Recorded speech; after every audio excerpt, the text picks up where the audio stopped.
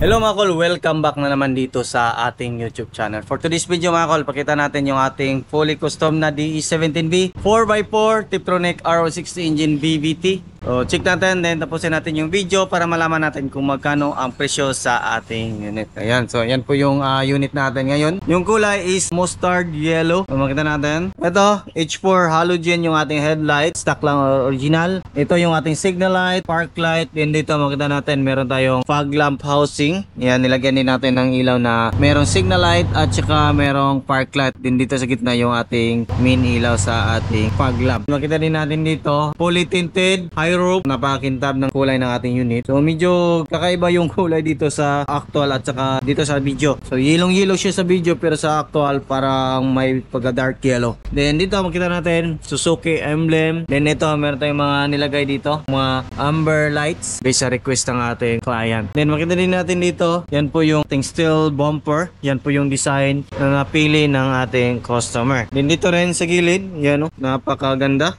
Dito, makita natin, meron tayong customized fender. Lifted to ng 2 inches. Fully undercut yung ating unit. Makita din natin dito, disc brake yung harap. Kinulayan natin ng color red. Then coil spring. Meron siyang stabilizer bar. Then ito, yung ating mag wheels, 13 inches. Compressor. Yung sukat nito is 165 by ETR 13. So yan po yung sukat niya. Yung side mirror natin is stock lang. Kompleto siya sa rain visor. Yan dito, makita din natin dito. Nilagyan natin ng chrome na weather strip at saka chrome na door pillar. So yan yung request ng ating client. Ayan. Dito rin sa kanyang body, naglagay po tayo ng decals. Yan po yung design na gusto ng ating client. Ayan. Napakaganda. 4x4 off-road with balintataw. Fender, kompleto din. Yan, lifted ng 2 inches. Naka machine shop yung lift natin. Fully undercut. Then coil spring with shock absorber. Dito makita natin yung brake drum natin. Yung rear natin is brake drum. Kinulayan natin ng color red para visible siya. Dito rin, ito naman yung viewing ng ating minivan. Tapos dito meron tayong spoiler na nilagay. Kasi yung mga original na DE17B is walang spoiler. Dito meron siyang third light. Ito yung request ng ating client na meron third light yung kanyang spoiler. Then meron pa tayong third light dito. Ito yung original third light. Then ito yung ating washer. So meron tayong sticker ng channel natin. Wiper, kompleto. Then ito yung ating Suzuki emblem. So susian, door opener. Then ito naman yung ating ilaw sa likuran. Signal light, reverse light, then park light at saka brake light. Meron tayong plate holder para hindi mabend yung ating plaka. Meron tayong camera. Ito yung sa dashcam. Then ito naman yung sa ating stereo. Then ito meron tayong stipboard. Yan po yung stipboard natin. So yan po yung request na design ng ating client. Yan. So dito tayo. Yan. Ito naman yung viewing. Ito natin. Dito sa ceiling natin is naka VIP ceiling. Yan po yung design na gusto ng ating client. Ayan o. Napakaganda ng VIP concept. Then ito, makita natin. Meron tayong third set dito. At the same time, pwede natin gawing storage box. Ito, makita natin yung ating matting is brand new na din. Ayan. Dito. Ayan, sliding door. Wala pong power slide sa mga D17B. Ayan, so lahat ng D17B na nilabas galing sa Japan is manual sliding. Manual lang po yung ating sliding door, hindi siya power window. Then ito is street set, matting brand new. Then ito is baka lang. Kompleto po tayo sa seatbelt kasi kadalasan sa mga DE17 or mga minivan is walang seatbelt sa Japan kasi pinuputol. Ewan ko kung bakit pero pinuputol kaya kadalasan sa mga surplus is walang seatbelt yung likuran. Kadalasan dumating is harap lang yung meron seatbelt. Kasi pinuputol yung harap then yung likuran is yan yung ginagamit ilagay sa harap. Dito sa atin ginastusan talaga natin. Naghanap tayo ng mga supplier ng seatbelt para makompleto kasi yan yung laging concern ng ating mga client, yung mga unang labas natin walang mga seatbelt. Ngayon nakompleto na natin. Ngayon. So ito makita natin yung ating straight set. Pwede natin yan i-fold para mas malaki yung space. Yan pakita natin. Ilahin lang natin dito. Then ganun. Tapos ito ilahin natin.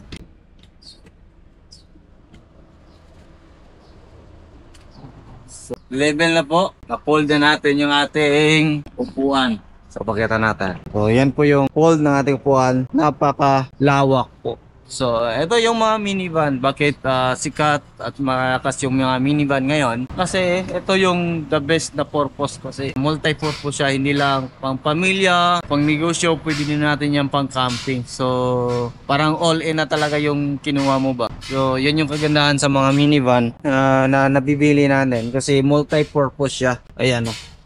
Di ba? And marami kang gusto mo mag-upgrade, marami kang accessories na pwede ilagay dito. Yan, meron siyang mga bulsa dito. Meron siyang extra mini fan na pinalagay. Then ito, kita natin yung ating power window switch. Sa harap natin is power window na siya. Ayan.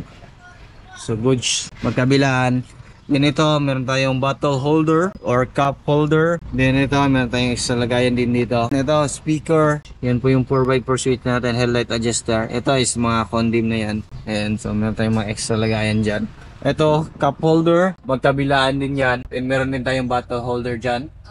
Yan. Then ito sa dashboard natin, back to original yung kulay natin. Ayan, napakaganda. Yan po yung dashboard natin. Dito, hazard switch. Tiptronic, pwede manual, pwede automatic. So manual mode plus minus lang yung manual mode. Automatic mode dito. Yan o. Yan yung forma sa shifter natin. Ito yung sa hazard, aircon switch. And aircon switch, then yung blower.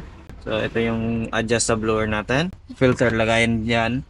So, kita din natin dito yung ating brake pedal, din yung ating accelerator pedal. So, brand new din yung mating dito. Then, ito naman yung ating upuan dito sa harap. Yan yung upuan natin. Tapos, handbrake. Then, meron din tayong extra lagayan dito. Sa mga power window na D17 model mga is meron siyang extra lagayan dyan sa taas. Yan yung ating extra lagayan. So meron tayong sun visor, left and right, kompleto. Malaki po yung space nito, marami po tayong pwede ilagay dito. Sa aking camper van, marami akong nilalagay dito. Mga documents, ibang gamit sa pang-camping dito, mga camera dito ko nilalagay. Yan po, meron nila yung ilaw dito, din dashcam. Yan po yung dashcam natin. So check naman natin yung makina natin mga kalsat. Dito yung makina. Ito yung makina natin. Yung makina natin is RO6E engine BVT 12 valve. Ito yung makina na napakatipid sa gas. So kita natin dito yung ating ignition coil at saka spark plug. Then ito naman yung ating injector. Then ito yung ating oxygen sensor. Dito tayo mag-refill ng engine oil. Then yung ating PCV valve. So check natin sa kabilang side kung ano yung makakita natin doon. Napakakintab. Ito naman tayo. So chassis number, gas tank opener dito. Ito naman yung ating throttle body, alternator, aircon compressor. Dito tayo mag-check ng ating engine oil. Then yung ating EGS oil. Then ito naman yung ating air filter housing. Then yung ating main fuse box. Ito naman natin makikita yung ating ECU. Then yan, glove box, goods. Then ito yung ating hood opener.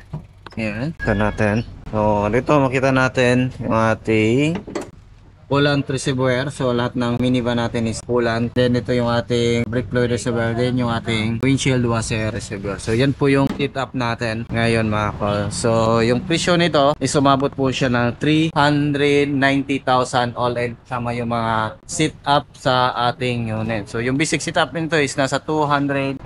Running condition na yan mga kol. Depende na yan kung ano yung mga gusto nyo i-upgrade sa inyong minivan. Marami kayong request. Kaya, tataas din yung presyo. Pero yung 285 natin, running condition na yan, bagong pintura, complete auto registered, new seat cover, tinted, naka-heavy PMS with warranty na din. So yan po yung 285 natin. Pag marami kayong upgrade, off-road, mga request sa unit nyo, kaya umabot siya ng 390,000. Shoutout para sa may-ari nitong ating unit, si Sir John Ray Sunugan Ramirez. Ayan. Thank you for trusting, sir. So, yan po yung kanyang Facebook. Ayan, nagbablog din si sir. Kung gustong mag-order, visit lang sa ating shop sa Purok 2E, Barangay Santo Niño, Carmen, Davao del Norte. Along National Road lang po tayo. Ma-research din ninyo yan sa Google Map. Dudong Laagan Auto Care Center. So, yan po yung i-research nyo sa Google Map. Yan lang siguro yung ating vlog for today. Maraming salamat po sa inyong patuloy na pasubaybay.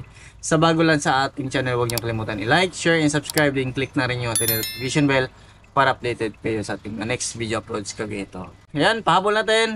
Nag-accept po tayo ng liawi. Maraming salamat, ingat, and God bless po.